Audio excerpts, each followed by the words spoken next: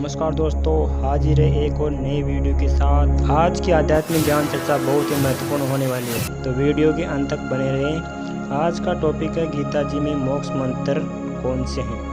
आज की आध्यात्मिक ज्ञान चर्चा दो गुरुओं के बीच में होने वाली है। एक तरफ है संत रामपाल जी महाराज और दूसरी तरफ है अनिरुद्ध आचार्य जी।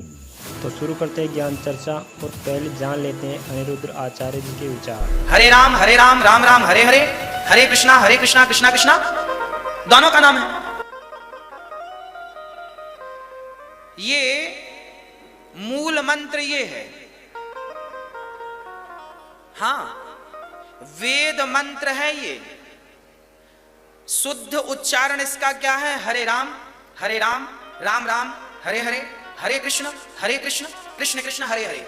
ये वेद मंत्र बोल रहा हूं मैं। फिर इसको इस पर विचार किया गया कि इस मंत्र को सब लोग नहीं बोल सकते, क्योंकि कोई अशुद्ध है कोई शुद्ध है। तो इस मंत्र को उल्टा कर दिया गया ताकि जपने का कोई दोष ना लगे, इसलिए इसको उल्टा। फिर उल्टा कैसे जपते हैं लोग?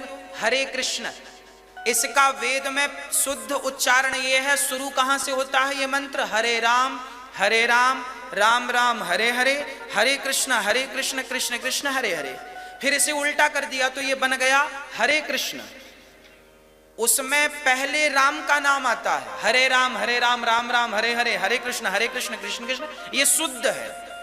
फिर ये वेद मंत्र है। फिर इसे उल्टा किया गया तो ये लौकिक मंत्र हो गया, महामंत्र है ये।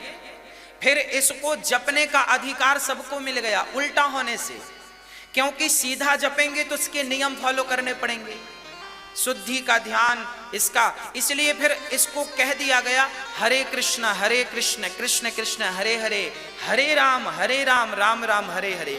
पुण्य वही मिलेगा, फल वही मिलेगा, पर इसको आप कैसे भी जपो, नहाए नहाए जपो या बिना नहाए जपो।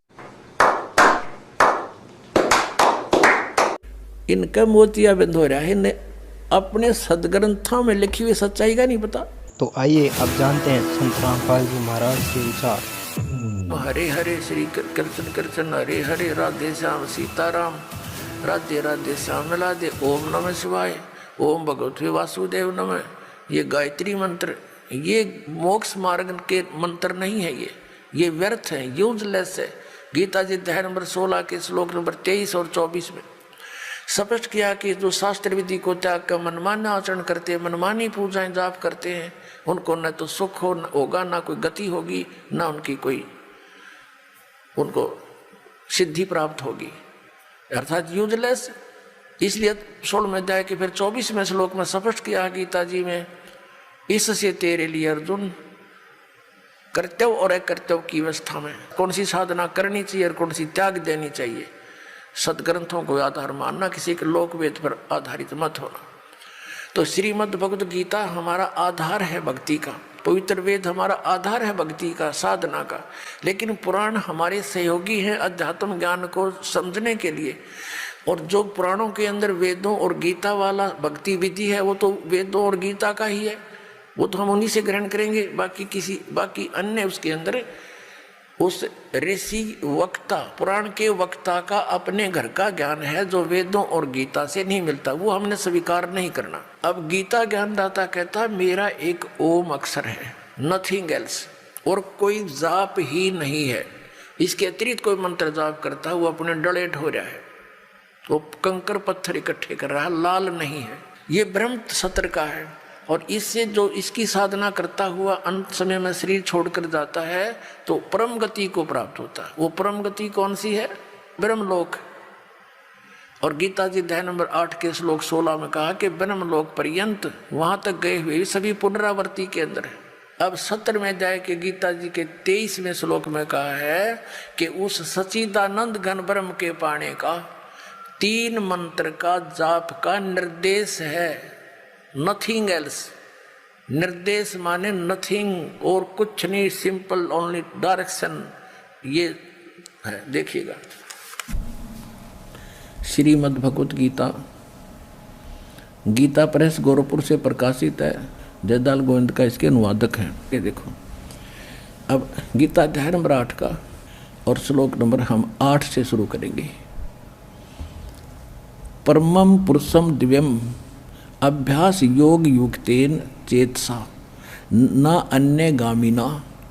परमम पुरुषम दिव्यम, उस दिव्य परम पुरुष यानी परम अक्षर ब्रह्म को याति पार्थ अनुचिंतन, उसके सिमरण से उसको प्राप्त होते हैं। इनका अनुवाद भी बहुत कुछ ठीक है। 8वें अध्याय का 8वां श्लोक। हे पार्थ, यह नियम है परमेश्वर के, गीता ज्ञानदाता से अन्य है वो, अध्ययन नहीं, अभ्यास योग युक्तेन, यानी जो मंत्र वो तत्वदर्शी संत देगा 3 नाम का, ओम तत्सत। ओम तो सीधा ही सरपुरुष ब्रह्म का है, तत् और सत ये सांकेतिक है। ओम और तत् मिलकर ये 2 अक्षर का सतनाम बनता है। वो तत् सांकेतिक है, जो आपको प्राप्त है उनको खूब पता है। और सतयु आदि नाम है, ये अलग मंत्र है। जो सार नाम प्राप्त है उन पुण्यात्माओं को खूब ज्ञान है। तो यहाँ ये स्पष्ट कह रहा है कि उस मंत्र के अभ्यास से, ये योग न ध्यान का इसमें मतलब है नहीं, ये तो हठ योग को ध्यान मानते नहीं। इसका संस्कृत मूल पाठ क्या कह रहा है देखिए, अभ्यास योग युक्तेन, ध्यान नहीं, अभ्यास यानी उस नाम के सुमरण की युक्ति से, उससे लगन से, दूसरी ओर न जाने वाले मन से, यानी किसी और भक्ति में फिर कति ध्यान नहीं जावे, केवल वही भक्ति करे निश्चित से। अनुचिंतन, निरंतर चिंतन करता हुआ परम दिव्यम पुरुषम याति है। परम पुरुष, परम दिव्य पुरुष यानी उस परम दिव्य परमेश्वर को प्राप्त होता है।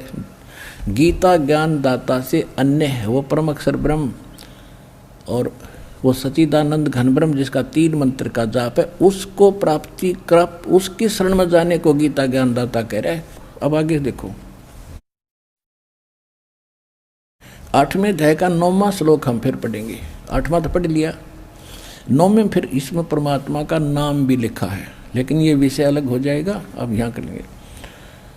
जो कवियम सर्वे कर दिया, कवियम ये लिखना था, जो कबीर देव है अनादि, सबके नियंत्रता, सूक्ष्म से भी अति सूक्ष्म, सबके धारण पोषण करने वाले, अचिंत स्वरूप और सूर्य के सदृश चेतन।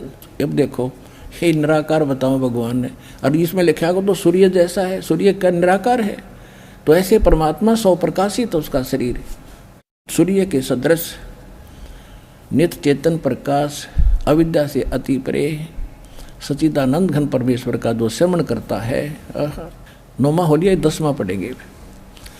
वह भक्ति युक्त पुरुष, यानी उस परमात्मा की भक्ति करने वाला, योग बल से, यानी भक्ति की साधना के बल से, उसकी शक्ति से भ्रकुटी में के मध्यम में प्राणों को अच्छी प्रकार स्थापित करके फिर निश्चल मन से सिमरण करता हुआ उस तत्तम या उस अज्ञान अंधकार में छुपे हुए इस परमात्मा के दिव्यम परमम पुरुषम, परम अक्षर ब्रह्म को, उस दिव्य परम पुरुष को गीता ज्ञान दाता से अन्य को ही प्राप्त होता है। आ गया समझ में? अब ये किसकी शरण में जाने को कह रहा है गीता ज्ञान दाता? कि उस परम अक्षर ब्रह्म की शरण में जा। और वो परम अक्षर ब्रह्म कौन है? अनंत कोट ब्रह्मांड का एक रति नहीं भारे, सतगुरु पुरुष कबीर हैं ये कुल के सृजनहारे। वो कौन कबीर? हम सुल्तानी नानक तारे, दादू को उपदेश दिया, जात दुलाहा भेद न पाया, वो कैसी मोहे कबीर हुआ।